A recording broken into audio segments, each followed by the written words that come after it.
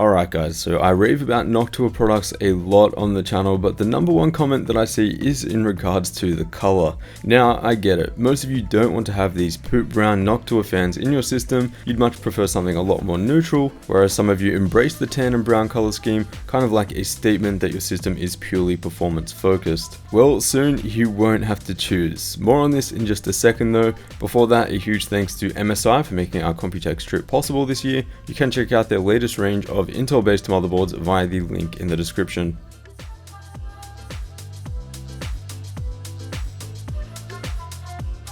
So Noctua are officially expanding their Chromax fan lineup, which means that you can finally get the high noise performance out of a plain premium looking black fan. The 120mm NFA 12x25 is so far the best 120mm fan that I've tested in terms of noise performance, and seeing this finally available in plain black is pure joy to me because I can now freely use it in all of my builds without affecting the color scheme. For those of you who didn't know, you can also swap the anti-vibration pads to other colors as well to match your theme. So if you wanted to make these fans black and red or black and blue, that's totally doable. Now the NFA 12x25 is not the only fan getting the Chromax treatment. We've also got their slim 120mm and 92mm fan, the full size 92mm fan, and also an 80mm fan. And so although Noctua are somewhat sacrificing their identity as the premium brown fan company, this will be a very welcome direction by many. I personally cannot wait, seeing as I almost exclusively use these fans in all of my builds. Now something else I wanted to show you guys was this completely passively cooled 9900K system.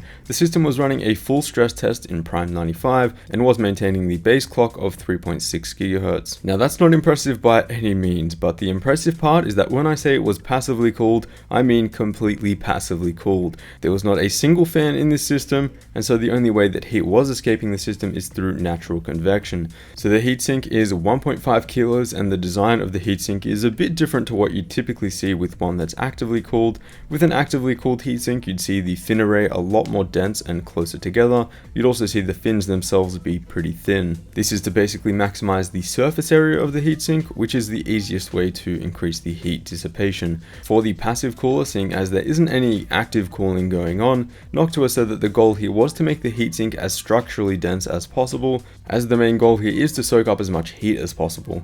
The spacing of the fin stack is also much wider, and they said that they did this because the natural heat convection and the hot air rising was a lot more effective this way, whereas the fin array closer together, which is what you'd typically see on a heatsink, the hot air tends to get trapped. Now when I asked about the price and release date of this passive cooler, Noctua were a bit hesitant. I think this is honestly just a cool demo for them to show off, and I'm not sure if this will actually make it to a final product. Still though, I think it's a pretty cool product, and the fact that it can cool a 9900K to some degree is pretty impressive. Let me know if you guys would like to see this make it to a final product down below. Would you guys actually look to buy this thing? In terms of new coolers, there wasn't really much that we'll be releasing soon, but we are getting a slight refresh for the NHD15, which is well known for being one of the best air coolers in existence. So they're adding an extra heat pipe, which increases the total count to 7. They've shifted the cold plate position, so there's no longer an issue with the PCIe slot clearance, as well as made some other small tweaks. And so that concludes our Computex coverage from the show floor this year.